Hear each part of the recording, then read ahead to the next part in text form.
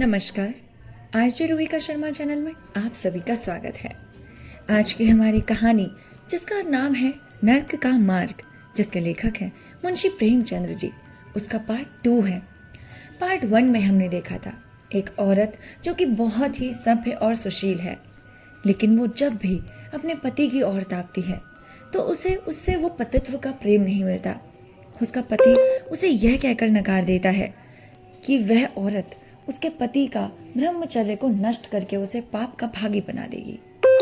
वह बेचारी औरत कभी भी एक श्रृंगार तक नहीं कर पाती, कभी घर से बाहर तक नहीं जा पाती, क्योंकि उसके पति को हमेशा अपनी पत्नी पर संदेह रहता है। उसे लगता है कि उसकी बीवी कहीं किसी और के साथ न चली जाए। अब ये लेडी चाहती तो है कि अपने पति को परमेश्वर माने, जैसे सभी अपने पति से प्यार करते हैं उसी तरह से ये भी प्यार करे, लेकिन उसका पति उसे अपने निकट भी नहीं आने देता। उसे हर वक्त गाली गलौज और मारा पीटा करता है। इन सब से वह चाहती है कि उसका पति उससे दूर ही हो जाए, और नियति को ये प्यारा भी हो गया। उसका पति उससे दूर हो गया। एक बहुत भयंकर बीमारी के कारण उसकी मृत्यु हो गई। अब इस औरत को जरा भी दुख नहीं हुआ, क्योंकि इसे तो प्रेम की ममता में गोते लगाने थे, लेकिन इसे तो वो प्रेम मिला ही नहीं। ये जब अपनी सहेली को देखती है तो उसे लगता है कि मेरी सहेली कितनी ज्यादा खुश है, क्योंकि उसका पति उससे काफी प्रेम करता है। अब कहानी आगे। रात रोते रोते हिचकियां बंध गई। ना जाने क्यों दिल भर भर आता था। अपना जीवन सामने एक बीहड़ मैदान की भांति फैला हुआ मालूम होता था, जहां बगलों के सिवा हरियाली का नाम नहीं। घर फाड़े खाता था। चित्त ऐसा चंचल हो रहा था कि कहीं उड़ जाऊं। आजकल भक्ति के ग्रंथों की ओर ताकने को जी ही नहीं चाहता था। कहीं सैर करने को जाती भी तो क्या ही जाती, इच्छा ही नहीं होती। मैं क्या चाहती हूं वह मैं स्वयं नहीं जानती, लेकिन मैं जो नहीं जानती वह मेरा एक एक रोम जानता है। मैं अपनी भावनाओं की सजीव भूमि हूं। मेरा एक एक अंग मेरी आंतरिक वेदना का आर्तनाद कर रहा है। मेरे चित्त की चंचलता और अंतिम दशा को पहुंच गई, जब मनुष्य को निंदा की ना लज्जा रहती है ना भय। जिन लोभी स्वार्थी माता पिता ने मुझे कुएं में ढकेल दिया, जिस पाषाण हृदय प्राणी ने मेरी मांग में संदूर डालने का स्वांग रचा, उनके प्रति मेरे मन में बार बार दुष्कामनाएं उठती हैं। मैं उन्हें लज्जित करना चाहती हूँ। मैं अपने मुंह में कालिख लगाकर उनके मुख में कालिख लगाना चाहती हूँ।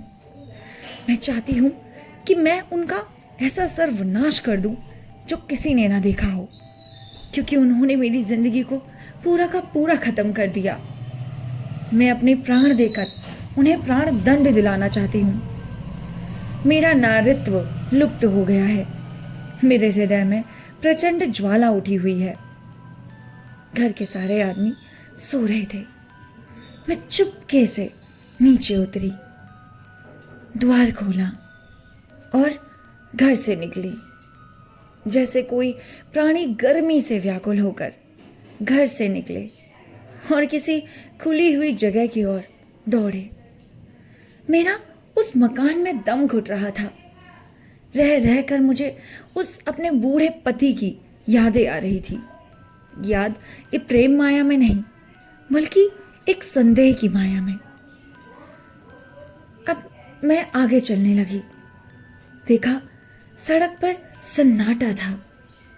दुकानें बंद हो चुकी थी। सब जगह रात्रि ही रात्रि। सहसा एक बुढ़िया आती हुई दिखाई दी। मैं डर गई कि कहीं कोई चुड़ैल ना हो। बुढ़िया ने मेरे समीप आकर मुझे सर से पांव तक देखा और बोली, किसकी राह देख रही हो? हाँ, इतनी रात गए इस अंधेरी जगह पर क्यों खड़ी हो भला, वो भी अकेले? मौत की, मैंने चिढ़कर कहा। बुढ़िया कहने लगी, तुम्हारे नसीबों में तो अभी जिंदगी के बड़े बड़े सुख लिखे हैं। अंधेरी रात गुजर गई, तुम्हारी जिंदगी के आसमान पर सुबह की रोशनी आ रही है। बुढ़िया की बातें सुनकर मुझे हंसी आने लगी और मैंने कहा, अंधेरे में भी तुम्हारी आंखें इतनी तेज है कि नसीबों की लिखावट पढ़ लेती है। बुढ़िया कहने लगी, आंखों से नहीं पढ़ती बेटी, अकल से पढ़ती हूँ। धूप में चूड़े नहीं सफेद किए, सच कहती हूँ। तुम्हारे बुरे दिन गए और अच्छे दिन आ रहे हैं। हंसो मत बेटी, यही काम करते करते मेरी उम्र गुजर गई। इसी बुढ़िया की बदौलत जो नदी में कूदने जा रही थी, वो आज फूलों की सेज पर सो रही है। जो जहर का प्याला पीने को तैयार थी, वो दूध की कुल्लियां कर रही है।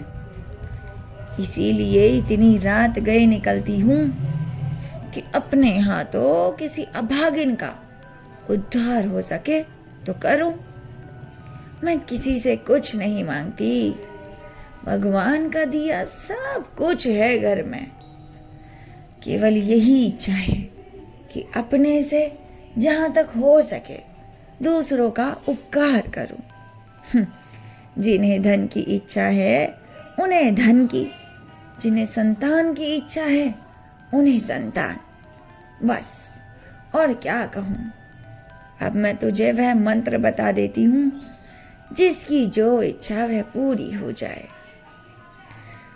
मुझे न धन चाहिए न संतान, मेरी मनोकामना तुम्हारे बस की बात नहीं है बुढ़िया। बुढ़िया हंसी।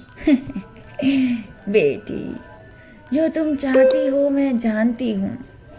तुम वह चीज चाहती हो जो संसार में होते हुए भी स्वर्ग की है, जो देवताओं के वरदान से भी ज्यादा आनंदप्रद है, जो आकाश कुसुम है, गूलर का फूल है और अमावस का चांद है।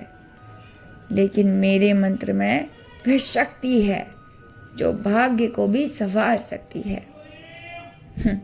तुम प्रेम की प्यासी हो ना, मैं तुम्हें उस नाव पर बैठा सकती हूँ जो प्रेम के सागर में प्रेम की तरंगों पर क्रीड़ा करती हुई तुम्हें पार उतार दे।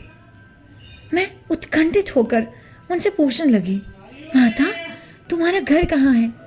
तुम्हें ये सब कुछ कैसे पता? बुढ़िया कहने लगी, बहुत नजदीक है बेटी, तुम चलो तो मैं अपनी आंखों पर बैठा कर ले चलूं। मुझे ऐसा मालूम हुआ कि यह कोई आकाश की देवी है और मैं उसके पीछे पीछे चल पड़ी। आज तक किसी ने मेरी संवेदनाओं को समझा ना था, किसी ने ये ना समझा था कि मुझे सच में क्या चाहिए, मुझे कैसा प्यार चाहिए। सबके सब सिर्फ मेरा फायदा ही उठाते थे। इसलिए मुझे लगा कि वह तो कोई देवी है, लेकिन वह बुढ़िया जिसे मैं आकाश की देवी समझती थी, नर्क की डायल निकली। मेरा सर्वनाश हो गया। मैं अमृत खोजती थी, विष मिला। निर्मल स्वच्छ प्रेम की प्यासी थी, गंदे विषाक्त नाले में गिर पड़ी। वह वस्तु ना मिलनी थी, ना मिली। मैं सुशीला का सद सुख चाहती थी, कुलटाओं का विष वासना नहीं। लेकिन जीवन पथ में एक बार उल्टी राह पर चलकर फिर सीधे मार्ग पर रहना कठिन है। लेकिन मेरे अधः पतन का अपराध मेरे सर नहीं, मेरे माता पिता और उस बूढ़े पर है जो मेरा स्वामी बनना चाहता था। मैं ये पंक्तियां ना लिखती, लेकिन इस विचार से लिख रही हूँ कि मेरी आत्मकथा पढ़कर लोगों की आंखें खुले। मैं फिर कहती हूँ, अब भी अपनी बालिकाओं के लिए मत देखो धन, मत देखो जायदाद, मत देखो कुलीनता, केवल वर देखो। अगर उसके लिए जोड़ का वर नहीं पा सकते तो लड़की को कंवारी रख छोड़ो, जहर देकर मार डालो, गला घोट डालो, पर किसी बूढ़े खूसट से मत ब्याहो। स्त्री सब कुछ सह सकती है, दारुण से दारुण दुख, बड़े से बड़ा संकट। अगर नहीं सह सकती तो अपने यौवन काल की उमंगों का कुचला जाना। रही मैं, मेरे लिए अब इस जीवन में कोई आशा नहीं। इस अधम दशा को भी उस दशा से न बदलूंगी जिससे निकल कर आई हूँ। और ये कहानी वहीं पर ही खत्म होती है। क्या होगा उस लेडी के साथ? आपको क्या लगता है? वो बुढ़िया कहाँ से आई थी? सही समझ रहे हैं आप, वेश्यालय से। और इस लेडी को कहाँ ले गई? वेश्यालय में। एक ऐसी औरत जिसे सिर्फ प्रेम की इच्छा थी, अभिलाषा थी, उसे अंत में क्या मिलता है? वासना। इसीलिए लास्ट में प्रेमचंद्र जी इस लेडी के माध्यम से हमें ये बताना चाहते हैं कि औरत के लिए हमें हमेशा पैसा, धन, संपत्ति नहीं देखनी, बल्कि उसके लिए एक अच्छा जीवन साथी देखना है। धन संपत्ति के लिए उसे खुद से योग्य बनाना होगा ताकि वो खुद से कमा सके। ये कहानी हमें बहुत बड़ी मोरालिटी से नाता करवाती है। मिलते हैं आपसे नेक्स्ट कहानी के साथ। तब तक के लिए नमस्कार। लेकिन हमारे चैनल को बिना सब्सक्राइब किए मत जाना। चैनल को लाइक, शेयर और सब्सक्राइब जरूर करें। मिलते हैं आपसे नेक्स्ट कहानी के साथ। तब तक के लिए नमस्कार। अपना ख्याल रखिएगा।